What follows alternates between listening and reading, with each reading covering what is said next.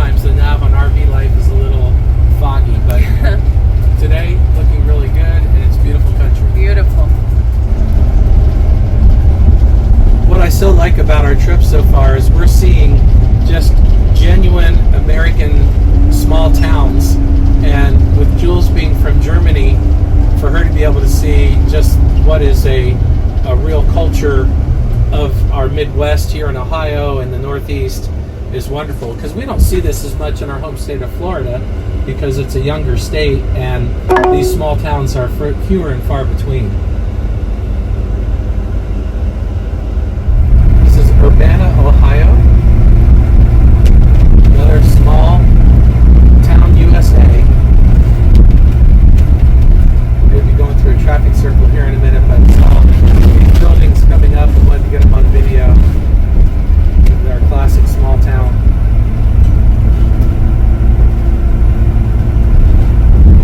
These wide streets that I remember when I visited Europe and Germany for the first time.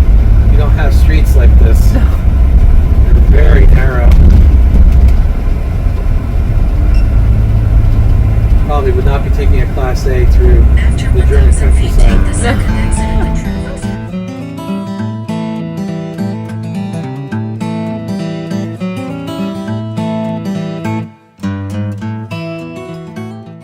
It was time to leave the back roads in the rearview mirror and head out onto the interstate towards Cincinnati. It was mainly a flat drive through farmland, which gave way to the urban area of Cincinnati. The interstate became crowded, and the condition of the roads continued to get worse as we got closer to the city. Our future trips, we're going to be seriously looking at bypassing as many cities as possible. It's just less stressful driving.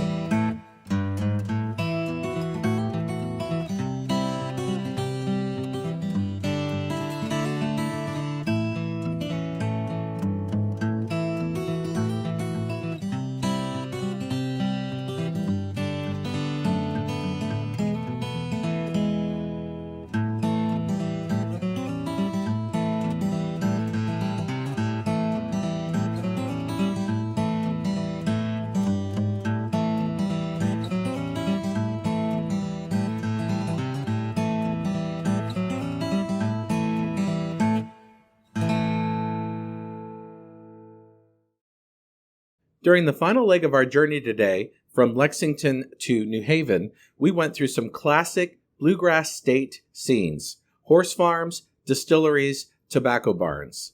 An optimist would say RV Life did us a favor by routing us this way, because we would not have seen the beautiful countryside on a different road. A pessimist would say these are nail-biting roads that are very narrow and windy. The good news is we left all mailboxes intact. Jules did a great job driving while I videotaped.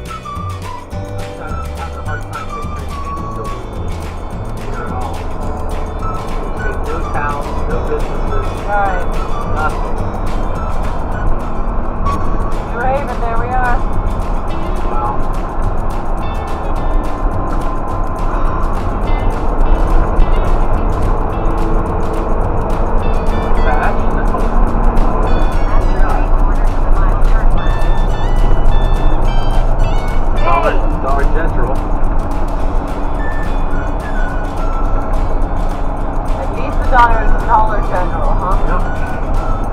That's all you need. Not you, one in general. Right. You know what I mean. Oh, they're really announcing that we're in New Haven, man. How so? Oh, dude, look! It's everywhere!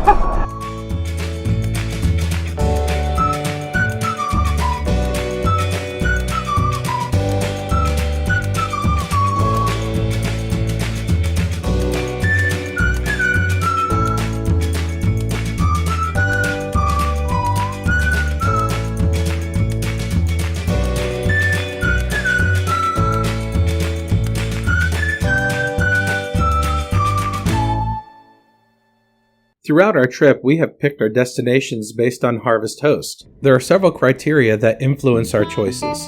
I'd say the first and most important one is whether or not pets are accepted.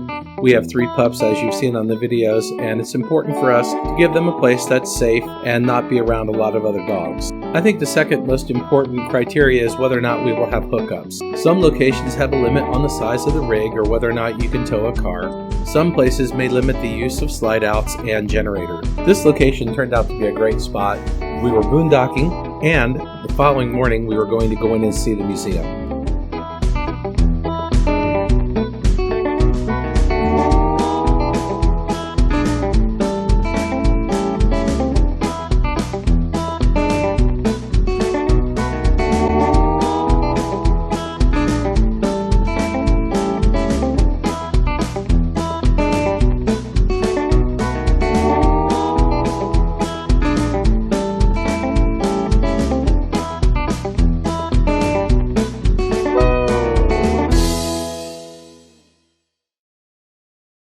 Because of our Harvest Host membership, we have accesses to places like this. There's no cost to camp, and we are encouraged to either go into the museum in this case, or support their store or business with a purchase.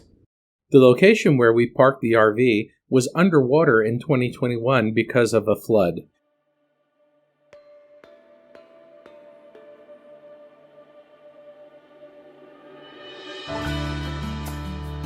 In hindsight, what better way to help a museum that was flooded out and relying on donations to recover?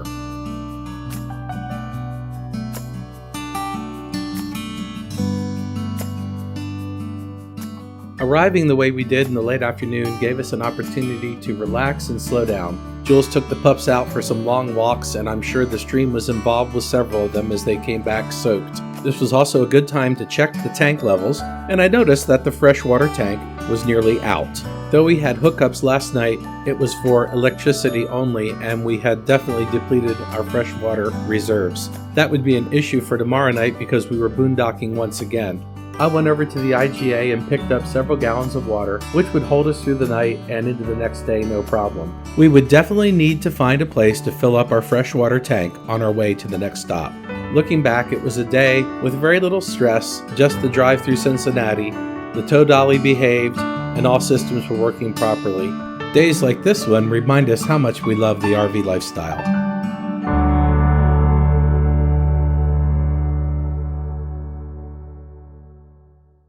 We would really appreciate it if you would take a moment and subscribe to our channel. Also, please hit the like button when you're watching the video and feel free to offer comments. And if you think of it, share the videos with your friends. Thanks again, and we'll see you soon.